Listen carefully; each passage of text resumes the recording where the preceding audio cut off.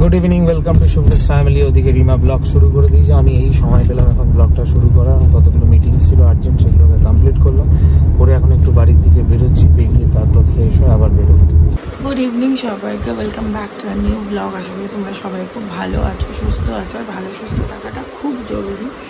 আজকে সকাল থেকে একদম ব্লগ, এখন সকাল থেকে ব্লগটা করতেই পারি না, কারণ নতুন একটা জিনিস শুরু হয়েছে টাপারওয়্যার। তো ওটাকে নিয়ে গোটা সকালটা অনেকটা ব্যস্ত থাকি, কারণ অনেক দিন পর আবার জয়েন করেছি। তো সেই জন্য আমার ম্যানেজারের থেকে আমাকে অনেক কিছু জানতে হয়। আর সবকটার কিছু তো সঙ্গে সঙ্গে একেবারে মুখস্থ হয়ে যায় না। তো সেগুলো একটু দেখতে হয়, রোজ প্রোডাক্টগুলোকে পোস্ট করতে হয়, রিপোস্ট করতে হয়, এগুলো সব চলে। যাই হোক, থ্যাংক ইউ সো মাচ। তোমরা আমাকে প্রত্যেকে সাপোর্ট করছো, থ্যাংক ইউ সো মাচ এই সাপোর্টটার জন্য। যাই হোক, দেখো বাড়ির বাইরে বেরিয়ে আমি কিছু করতে কতটা পারবো আই ডাউট, মানে সেটা হয়তো আমার লাইফে সম্ভবটা খুব কম। আর বাড়ির মধ্যে থেকে আমার এইটুকুই করার ছিল।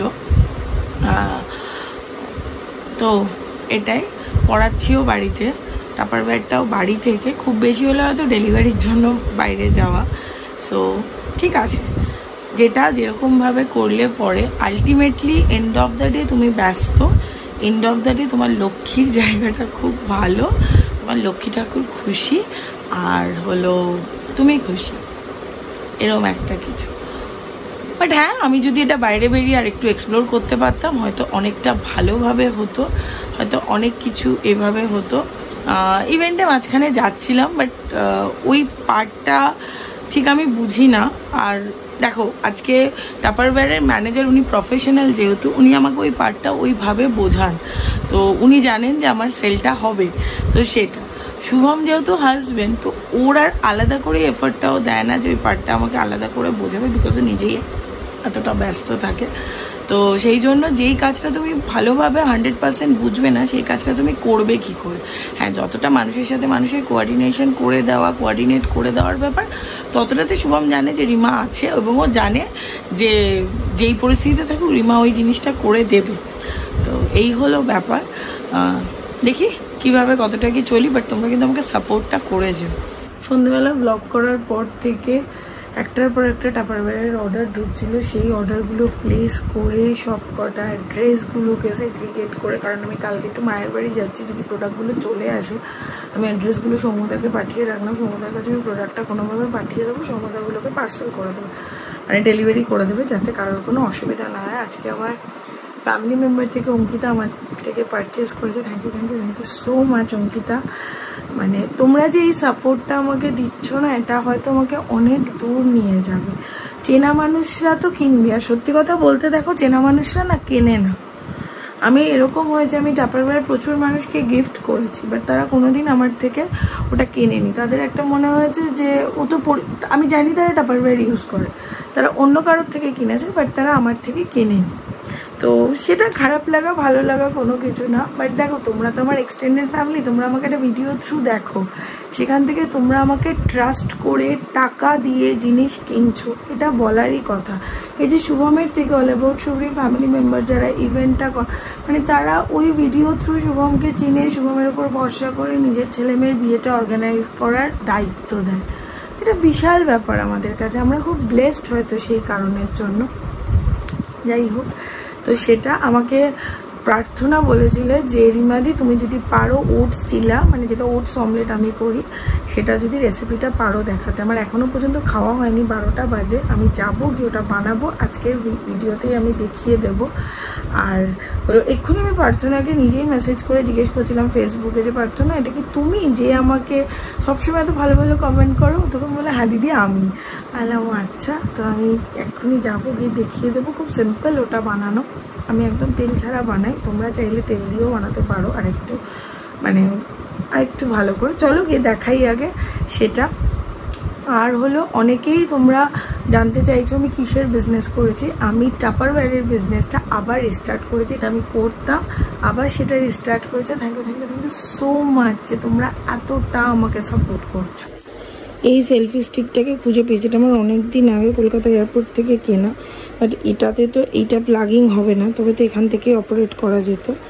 ঠিক আছে, নাইমা মারছে কানামামা ভালো, ভগবান বুঝেছে। একে এখন খুঁজে দিই, এর কাছে টাকা পয়সার এখন অভাব কিনবে না। আরে ভালো লাগছে তো বেশ, সত্যি কথা এটা বেশ হাতে একটা সাপোর্ট লাগছে, আর বেশ অনেক দূর থেকে। তোমরা একটু বলো তো, এটা আমি সেলফি স্টিকে লাগিয়ে করছি, তোমরা একটু বলো তো যে সাউন্ডটা একদম প্রপার আসছে নাকি, আমিও শুনে নেবো একবার, তারপরে বলবো। এখন যাই গিয়ে ওটসের ওটা বানাই, দেখাই। ওটা যদি আমি শর্টসে দিতে পারতাম খুব ভালো হতো, বাট শর্টসটা না কিছুতেই আমি করে উঠতে পারছি না। তো নিশ্চয়ই হবে, আস্তে আস্তে ওটাও হবে, পাচ্ছি না বলে কোনো কিছু নেই। আর চলো তবে গিয়ে ওটা বানাই। সাউন্ডটা ঠিকঠাকই আসছে, আমার ক্যামেরাটা ধরাটা একটু হচ্ছে, এতটা দেখা যাচ্ছে, জানি না এবার কতটা দেখা যাচ্ছে।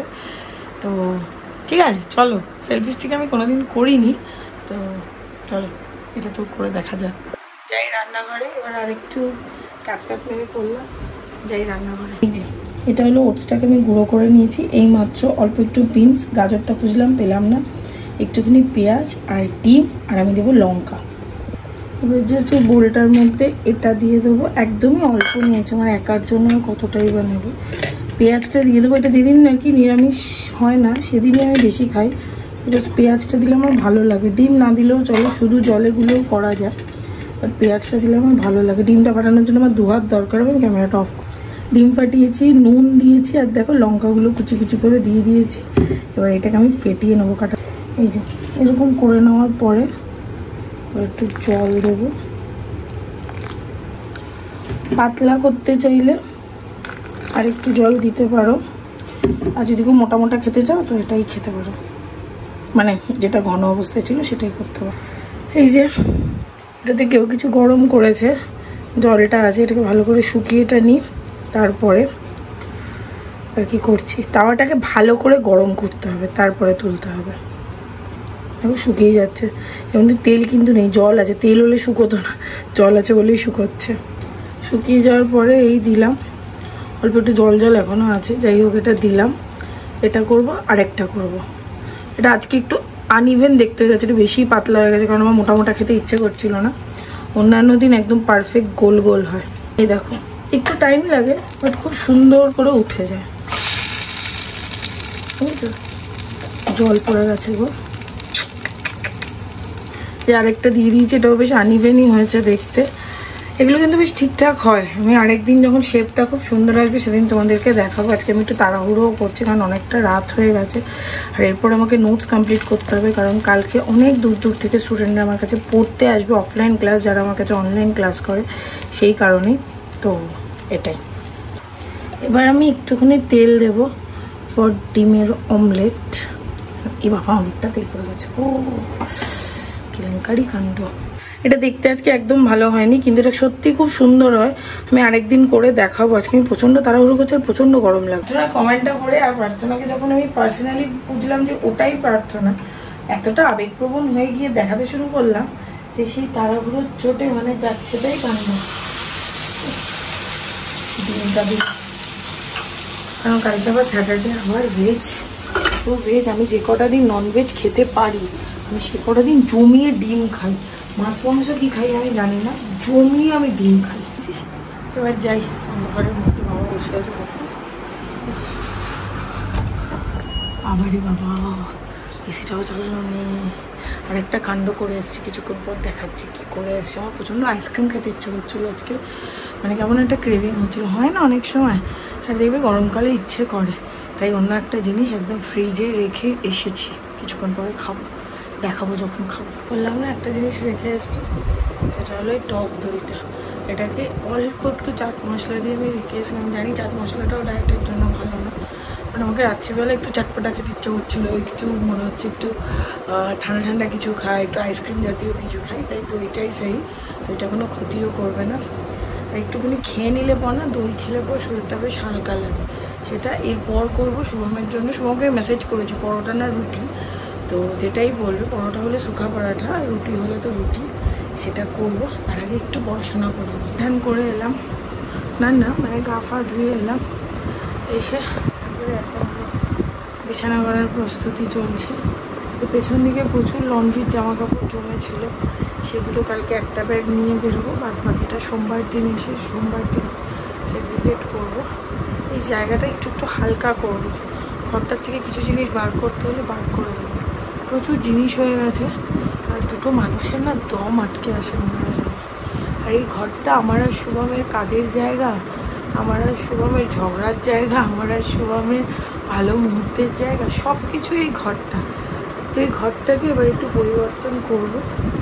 একটু অ্যামাজনে পর্দার দাম খুব বেশি বলছিলাম, তোমাদেরকে বলেছিলাম। দেখি যদি শুভমকে নিয়ে পারি, একটু বড়বাজার যাবো, গিয়ে একটুখানি কার্টেনগুলো চেঞ্জ করবো, একটু সব কিছু করে যতটা ভালো আর কি এর মধ্যে থাকা যায়। আমি রোজই বলি যতটা ভালো থাকা যায়, যাই হোক সেটারই চেষ্টা। কালকে শুভম বলেছে শুভম 9:30টায় বেরিয়ে যাবে, তো ব্লগ কটায় পোস্ট হবে আমি জানি না, ব্লগটা পোস্ট করতে হবে। আর তোমরা অনেকেই ব্লগটাকে খুব সাপোর্ট করেছি। বাংলাদেশ থেকে একজনের সাথে আমার আলাপ হলো, খুব ভালো লাগলো কথা বলে, এবং ও বিক্রমপুরে থাকে আর আমার অরিজিন মানে আমার বাবা মার অরিজিন বিক্রমপুর। তো সেখান থেকে ও এত সুন্দর করে কথা বলে, লাস্টে ভয়েস মেসেজে কথা বলছে, এত ভালো লাগছিল। যাই হোক, তোমরা এইভাবেই পাশে থেকো, এইভাবে অল অ্যাবাউট শুভ্রির সাথে থেকো। রিমা শুভমের তোমাদের সাপোর্টটা খুব দরকার। তো ভালো থেকো, সুস্থ থেকো, ভালো রেখো, সুস্থ রেখো। গুড নাইট, শুভরাত্রি, টাটা।